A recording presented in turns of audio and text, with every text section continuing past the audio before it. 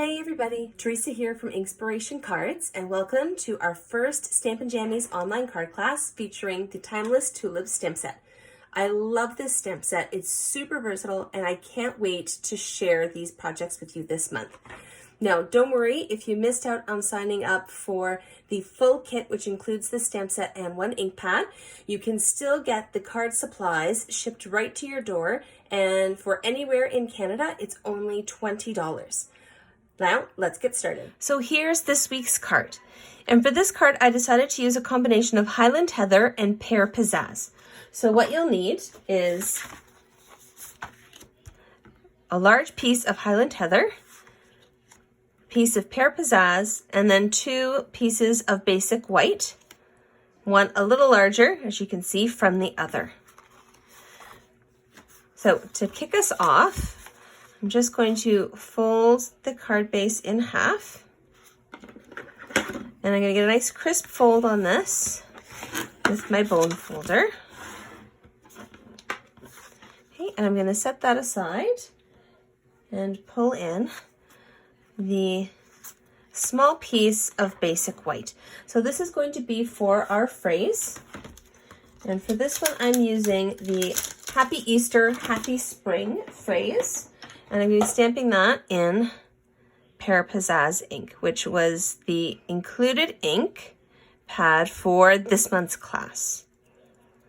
So I'm just going to flip this open. And with my stamp, I'm going to gently tap onto my ink pad. Make sure I've got that good and covered. And then stamp that right in the center of my basic white cardstock. There we go. So I'm going to set that aside to dry. I'm going to give this a quick close so I don't stick my finger in it. And next up is our large piece of basic white. And I'm actually going to start by stamping our tulips with Highland Heather. So I'm going to do 2 different sizes of tulips. We've got the larger one and the medium size one for this card. So I'm going to start with the larger tulip. And so I'm just going to press that onto my block nice and firmly. And I'm going to flip the ink pad open. And again, just like with the phrase, just gently tap your ink pad and stamp together. There we go. And this one's going to be a little off center, a little towards the left, right up near the top. There we go. And this is a distinctive stamp set, so you can see all the lines and the different dimension that you get from this stamp set. It's one of the features I love about these kinds of stamp sets. All right, and then our other tulip is just going to go over here. Again, just off center, but this time to the right. There we go.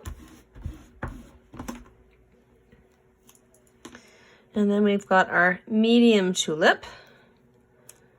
Oops. One that's just starting to open up. And again, my Highland Heather. And this one is just going to be a little off to the side.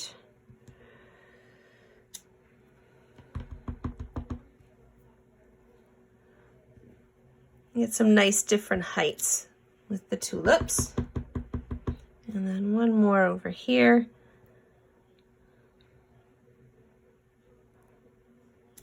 There we go. We got a nice little variety in terms of the shapes and heights of our tulips. And so now I'm going to bring in our Pear Pizzazz again, one more time. So now that we've got our tulips, now it is time to add in some stems and some leaves. So you can choose whichever stem you like. And the nice thing with the photopolymer stamps is that you can adjust how straight or curvy they are. I'm going to actually leave this fairly straight.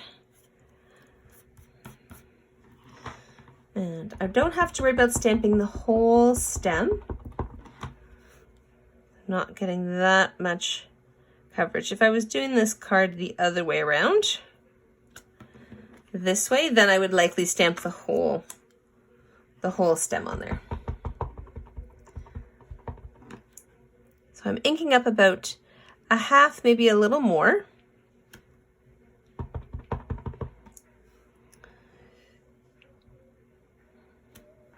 And you can crisscross them and have them go at whatever angles you like. Just matching them up with your tulips.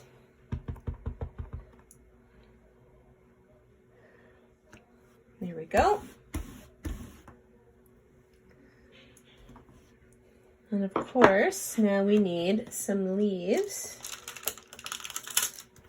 down along the bottom. And so to start, I'm going to use the more curvy leaf. I'm going to use a little bit of the other one as well, but to start, I'm going to use this guy here. And you don't have to worry so much about, there we go, whether there's overlap or not. Let's do that like there. There we go.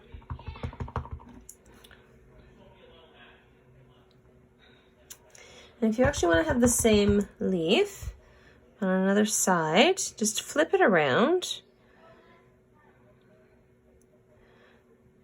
There we go. Just kind of turn it upside down, and that'll give you another style of leaf. And so I'm going to grab the skinnier one now. Again, just going to press that firmly onto my block. And so now I can use this to fill in my gaps. Actually, let's leave that this way. There we go. And we're gonna overlap our leaves a little bit.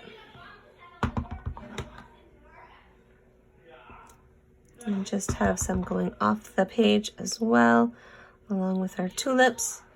So I'm going to give a little bit more coverage.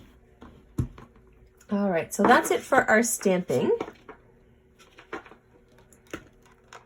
I'm going to close that up and bring back in our other pieces. So we've got our Highland Heather card base and our Pear Pizzazz card mat. And so I'm just going to use my Stamp and Seal. So we'll use Stamp and Seal, tape runner, liquid glue, whatever it is that you use.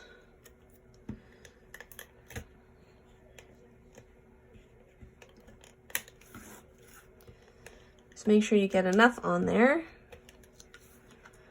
to secure it to your card base. There we go. And before we attach this to our card base here, I'm going to grab some of the crinkle seam binding ribbon. And so I'm just going to cut a piece. I'm going to leave it a little longer than our cardstock. So that way I can wrap it behind. And so I'm just going to have this a little bit towards the bottom. And so I'm going to flip this over. If you want, you can add a little glue dot or a little bit of adhesive behind there to hold that in place. I'm just going to add some adhesive on the back so I can flip over my ribbon. There we go. And that's nice and tight, so that should stay in place quite nicely. So now I'm ready to add this to my Pear Pizzazz card mat, I should say.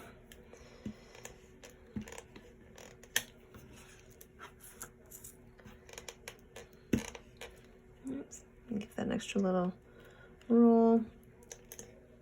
There we go.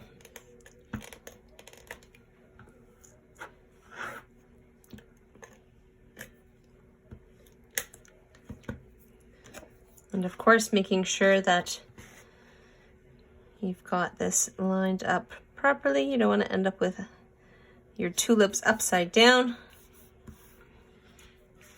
There we go. And to top this off, I'm going to add our phrase with a couple of dimensionals.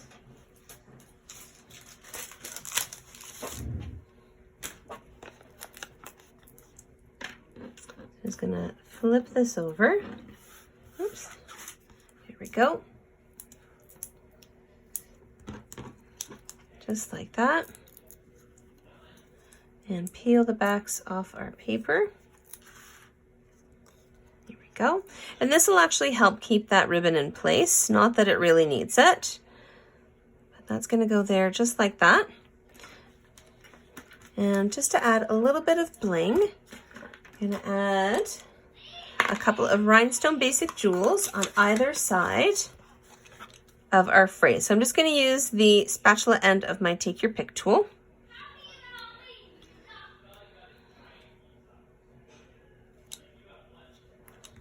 There we go.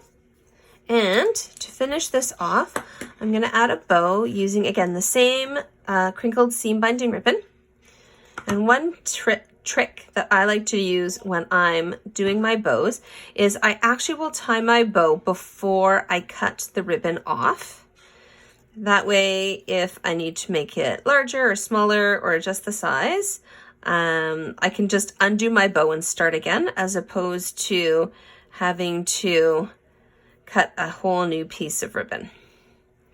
So you can give that a little bit of a pull because we do want a little bit of tail on that. There we go. And just going to add an angled tail there. And this is going to get attached with a glue dot. There we go. And so I'm just going to stick that on the back of my bow, just like that. And again, just like with the dimensionals, I'm going to pull that paper off and just add that right next to your phrase.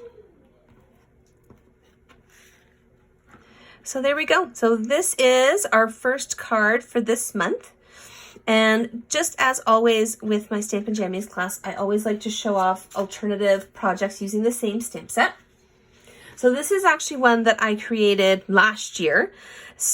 But it is very easy to recreate. All the colors are actually still currently in the catalog. So I used Seaside Spray, which actually will only be in the catalog for a few more weeks, and Blackberry Bliss. And so all I did, as you can see, is I just stamped a cluster of the tulips on a square piece that I then angled.